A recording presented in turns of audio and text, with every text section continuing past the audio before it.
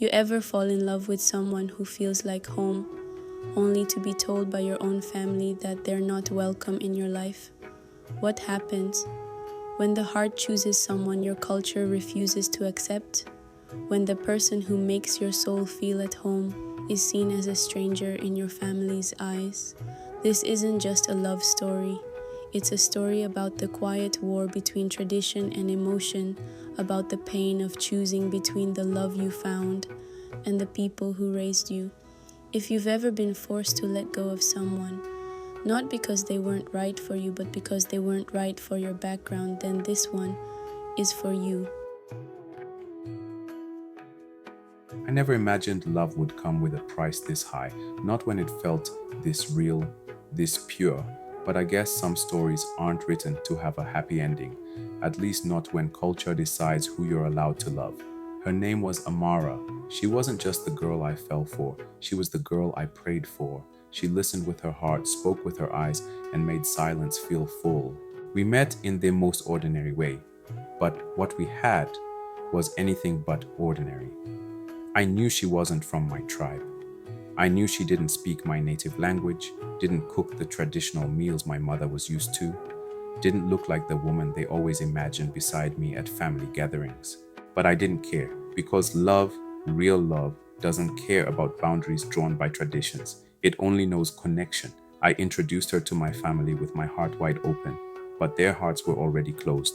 They didn't even give her a chance. They saw her name, her background, and instantly labeled her as not one of us. My mother pulled me aside and said, "Son, don't shame us. What will people say? She won't understand our ways."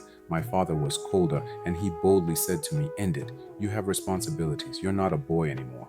They made me choose between the woman I loved and the family that raised me. Do you know what that does to a man, to feel torn between two kinds of loyalty? One that gave you life, and one that gave your life meaning. I tried to fight. God knows I tried. I begged them to just see her, to see what I saw. But all they saw was a threat to tradition, a betrayal of identity. And so, after months of tears, arguments, and silent prayers, I gave her up. I stood in front of Amara, holding back tears I still haven't cried, and I told her, "I love you, but I can't break them for you." She didn't scream, she didn't beg. She just looked at me with those eyes that once held stars, and said, "Then break me instead." And I did. It's been 2 years.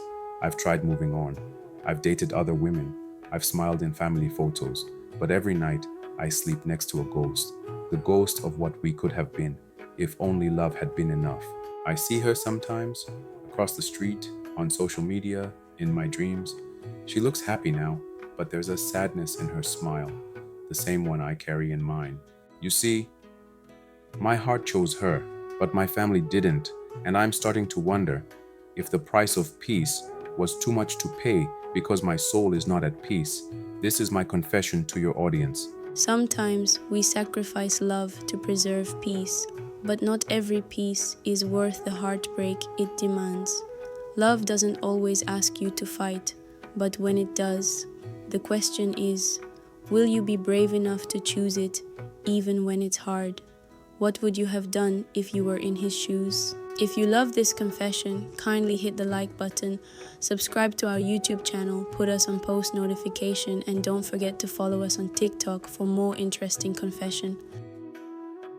This is Lovelife Chronicles, where every heartbeat tells a story.